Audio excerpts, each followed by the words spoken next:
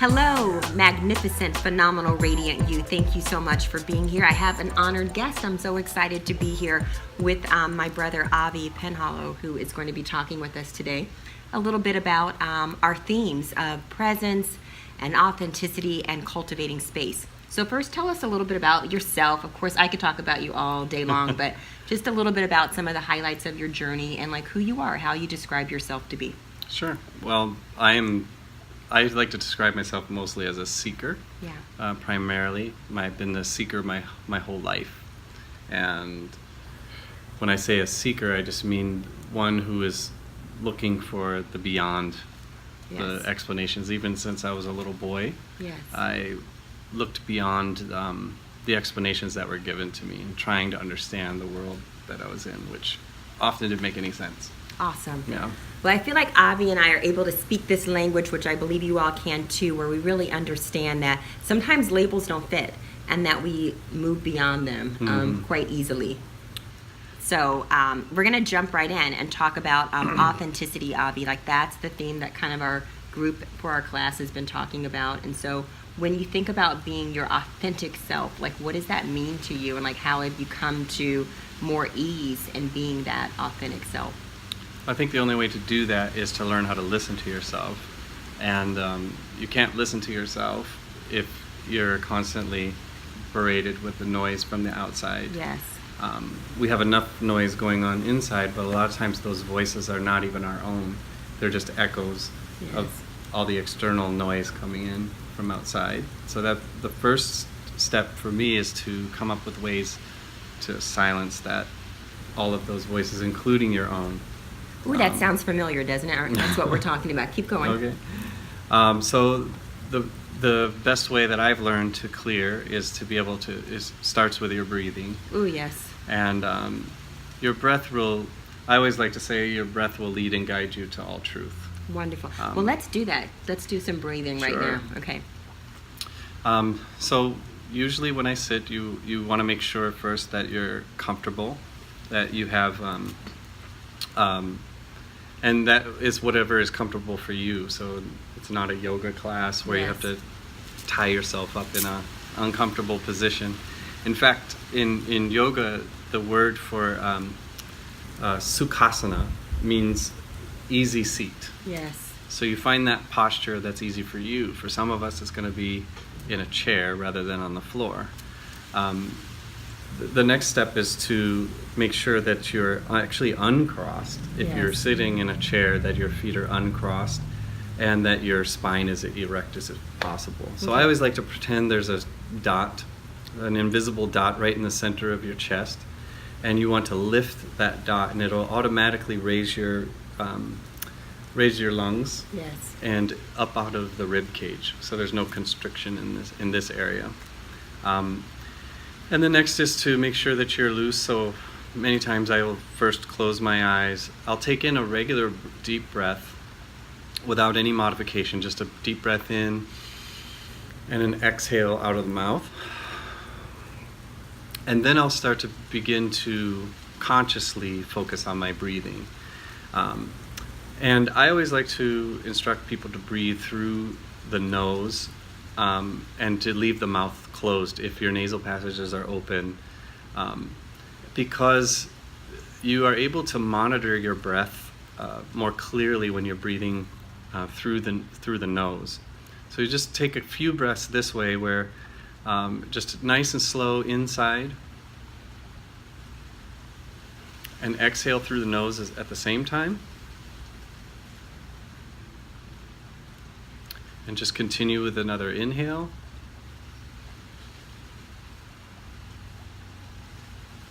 And another exhale. And then just breathe normally for a moment. Usually for me, it takes one or two of those to really finally get settled in. And then you start to notice the quality of the breath going in and out. And when I say quality, I mean you want it to be smooth and even. Yes. You want the inhalation to be the exact same length as the exhalation out.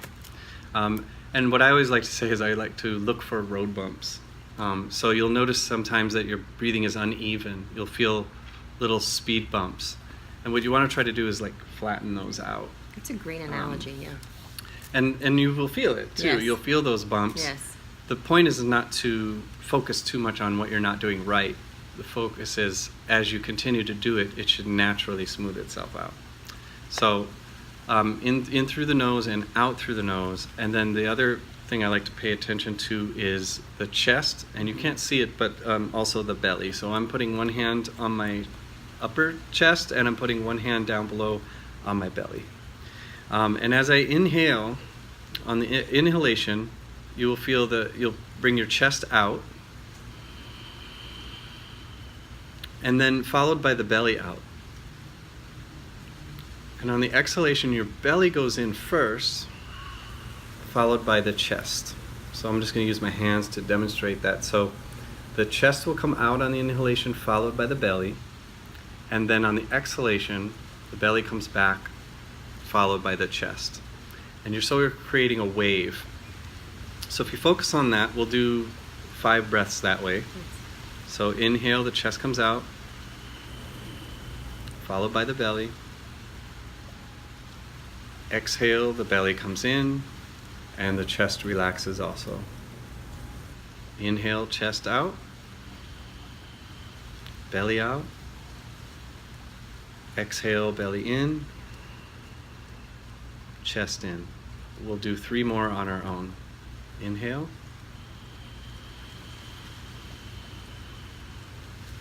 Exhale.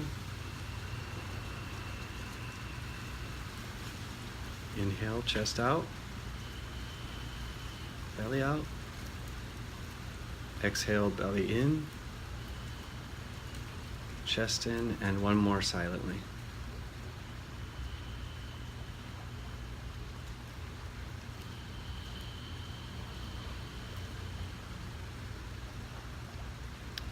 And you can release your hands. And you may want to try that. The hands are just there so you to feel it at the beginning. I don't use my hands. I use it maybe for the first 2, and then I drop them, and just to continue the motion of the breathing. Well, I'm so glad he was able to talk about that, because we focus so much, Avi, about how breath brings us back to center, so that I can listen to get out of this monkey mind, to get out of the clutter of thoughts that are here, to just bring attention and awareness in a deeper inner place, so that we can really hear what are these clues and messages and guidance that's already coming from right here. And it is coming from right there, and that's why I just keep saying, the breath will lead and guide you to all truth. Yes. I used to say to some of my yoga students that if you were on a deserted island with just your place to sit, that you would not need an instructor. If you were able to just listen to your breath. And at first it might be daunting to sit and consciously breathe, and you'll focus more on what you're doing wrong, but that's not the intent. What I find now is that no matter what situation I'm in, if I just sit, I could take 3 breaths and completely recenter myself. Well, we talk about that all the time. All of you know that. I'll say that our minds will lie to us and say, I don't have time to just sit and be still and breathe, but we really can't afford to skip that. And especially in moments that feel as though we feel this illusion of stress, we feel as though everything is chaotic around us, to remind ourselves that no, this is all working in harmony with me if I can clear myself to be open to hear. And how breath does that in such an amazing way without it taking hours and hours. It just takes moments. It sometimes just seconds. And the failure to do so could lead to hours of more stress and stress that can be manageable. I mean, I know a difference when I'm in the classroom teaching, for example, if I just take a second, just to take a few conscious breaths. As soon as I return, it's a completely different experience. The situation could be exactly the same. Right. But what changes is my consciousness towards that situation. And Absolutely. I would say 9 times out of 10, whatever's going on follows my breath, even though when dealing with others, for example, they can feel the energetic change with you. And once that happens, I wouldn't say you have control over the situation. I would say the breath has control over the situation again. Yeah. You're allowed to hear yourself, Yes. but that's your real self after that. Yes. Okay, and now diving into real self. When you think about like your younger self, without knowing who you are, what have you learned, Avi, about what it means to be that true and authentic self? I would say it's nothing different. The true self is the same self that was there when you were 1, 2, 3, 4, Yes. 5 years old. And sometimes as a child you hear it much clearer. Yes. You know what your needs are. You express it Yes. in the way that you would as a child. And sometimes that's more honest. Then as we grow, we learn to veil all of our needs or not even understand the difference between what our real needs are anymore because of all the outside influences. Absolutely. I was sharing before with this group how wearing a mask, I learned how to please other people. Oh, yeah. I was able to like tune in to what they wanted from me Mhm. and to mold myself into that place, which was a lot more smaller and constricted and confining, and like literally having to unwind and peel off all these false aspects of how I knew myself to be to really discover it was already right there, but having allowed myself without understanding to be shaped by these external components, whether that was how we were raised or, Yeah. I talk a lot about how I learned how to, get the pat on my head and the Mhm. recognition, and that feeding myself from that egoic place. Not that ego is ever harmful, but it was out of balance of needing to have that approval without understanding that the approval comes from within me. And it's the same self. Yeah. The self is unchanging. The true self doesn't change. And it's just these layers we add on to it. Yes. And the more layers you add on, sometimes it seems like it's going to be more difficult to unravel. But sometimes an event can pull away a bunch of Yes. layers all at once. A lot of people will go through a crisis, and Yes. at that moment, their true self emerges like suddenly. Yeah.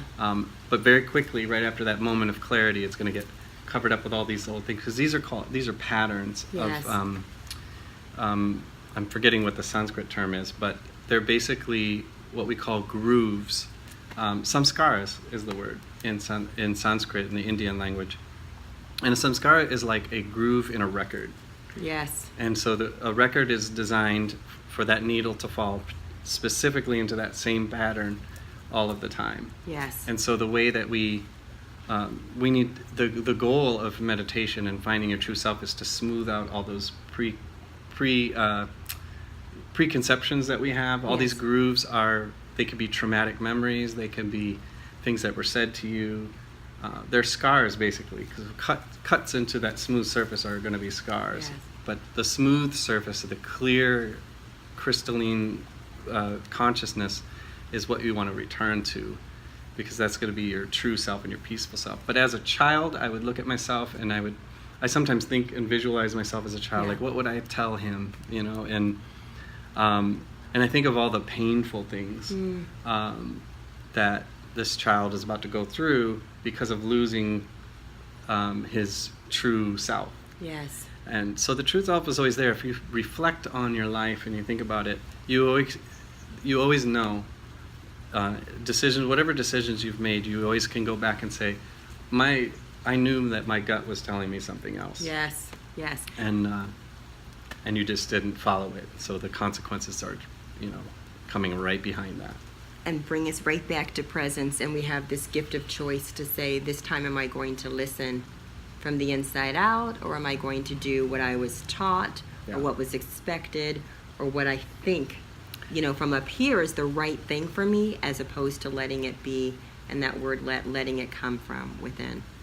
And allowing you to be you. I Yeah. mean, ultimately, that's really going to be the thing that enslaves you, are all the things, even your own expectations for yourself. Absolutely. Absolutely. Because we take from all of these external things and then we pile on we're our own worst critic, for example. I know I'm my own worst critic. We can totally be. And then, so you're in this spot where I'm never ready to do what I know I really want to do.